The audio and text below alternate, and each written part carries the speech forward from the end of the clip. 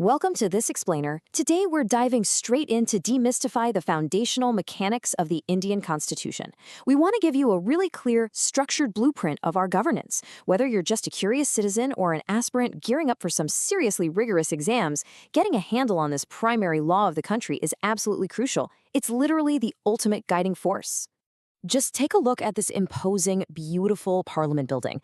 It really reminds us that the entire governance of the country, from the absolute top at the union level all the way down to the states, rests on one primary document.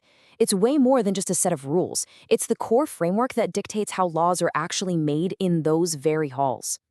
Here is our roadmap for today. We're going to decode the Constitution's layout, translate the sometimes dense language of governance, define what a state actually means versus a nation, and wrap it all up with a masterclass on exam action words.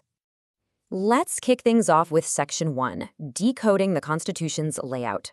Okay, instead of seeing the Constitution as this giant, intimidating, abstract puzzle, think of it literally like a well-structured textbook you might have used in school.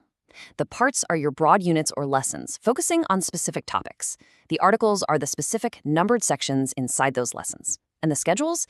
They act as the supplementary annexers tucked away at the very back of the book, holding all those extra necessary lists and details.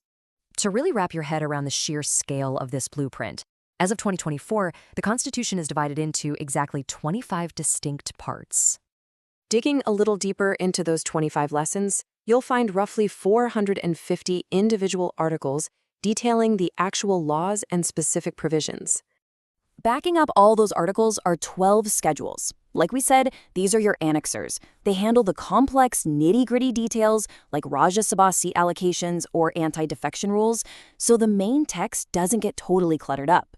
And of course, any good blueprint has to evolve, right? So as of 2024, there have been exactly 106 official amendments made to keep these provisions relevant to modern times.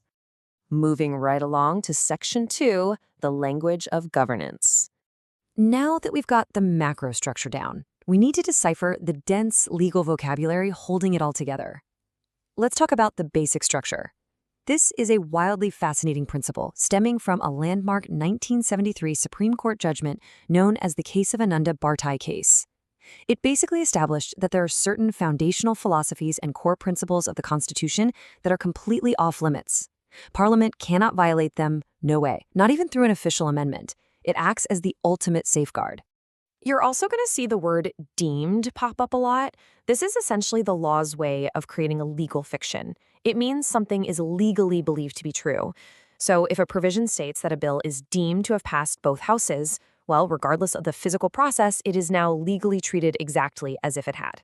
And here's a brilliant little trick for understanding legal hierarchies.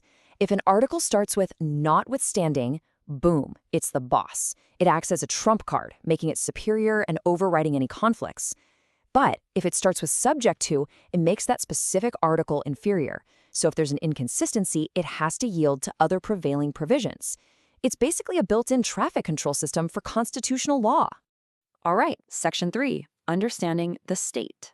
Let's shift from the vocabulary to the actual entity being governed.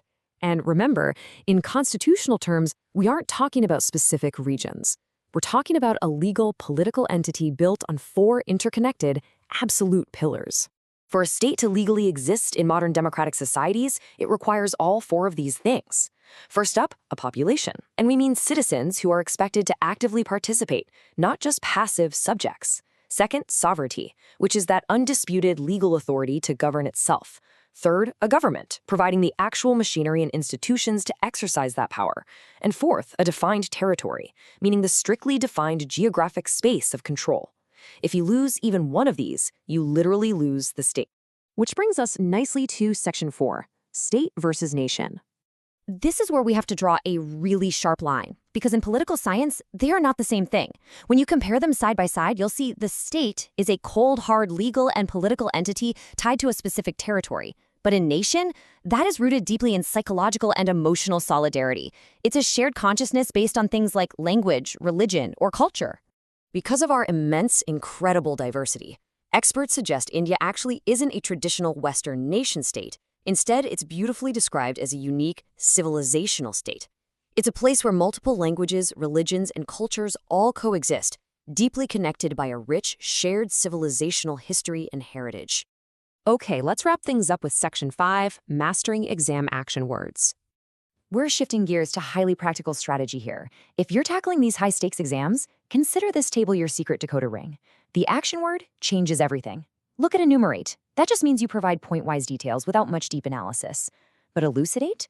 That demands an 80-20 ratio. Spend 80% supporting the statement and 20% on counterviews. And if you see analyze or evaluate, you need a perfect 50-50 split, weighing those pros and cons equally. Hit the nail on the head with these verbs, and you are golden. So we've decoded the structural blueprint of the world's largest democracy. We've translated the precise legal language, separated the state from the nation, and cracked the code on those tricky exam keywords. The only question left to ponder is this. Now that you know the rules of the game, are you ready to formulate your winning answer? Thanks for joining me on this explainer, and keep learning.